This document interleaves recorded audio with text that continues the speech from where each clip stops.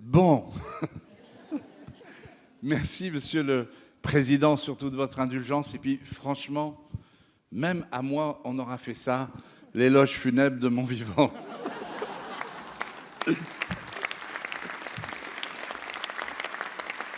Merci Monsieur le Président, vraiment chaleureusement merci. Vous l'avez dit, 3 septennats, oui, 21 ans ici, 21 ans passionnés dans notre Assemblée. Au moment de vous quitter, surtout après ces instants, je ressens vraiment une immense émotion. Je l'avais écrit, mais vraiment hors papier, c'est encore plus fort, croyez-moi, c'est impressionnant. Je conserverai au cœur vos témoignages d'amitié exprimés sur tous les bancs. J'ai eu plaisir et honneur à présider nos débats animés. Vous le savez, je l'ai toujours fait dans le profond respect de toutes les sensibilités de notre Assemblée.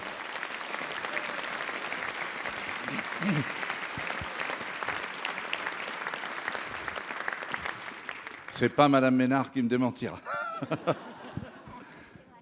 Et je veux vraiment, je suis sûr de me faire l'interprète de tous, remercier chaleureusement, on ne le fait pas assez, tous les merveilleux fonctionnaires de l'Assemblée nationale, les collaborateurs et collaboratrices des groupes, nos assistants et assistantes parlementaires. C'est vrai.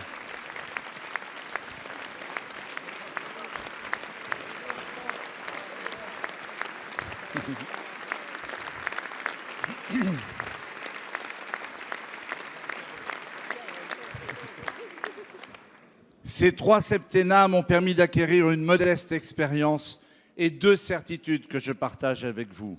D'abord, la certitude de se méfier des modes et de traiter les institutions de la France avec prudence et circonspection.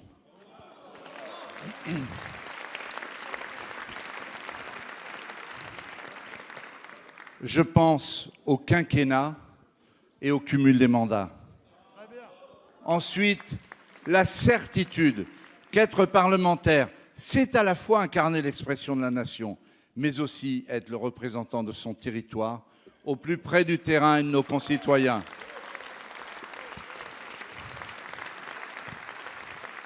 Les événements récents prouvent le risque immense de la coupure entre le pouvoir central et les territoires. Un mandat d'élu se juge dans les actes, non pas dans les mots. Mes chers collègues, au fond, on ne gouverne bien qu'avec le cœur. C'est l'honneur d'un élu de servir. C'est aussi son honneur, aussi, de savoir se retirer quand il se sent moins utile. Monsieur le Premier ministre, il y a quelques mois, le gouvernement lançait le chantier d'une réforme institutionnelle. D'autres actualités semblent avoir retardé l'échéance. C'est heureux. Prenez le temps du dialogue, le temps d'associer le plus grand nombre à ce projet national. Monsieur le Premier ministre, mes chers collègues, si vous devez réformer nos institutions, ayez pour but premier de renouer la confiance entre les élus et les Français et entre les élus eux-mêmes. Réformer nos institutions doit servir à réconcilier la France. Ne nous y trompons pas, l'enjeu est historique. Notre République mérite que nous lui donnions tout. Vive la République, vive la France!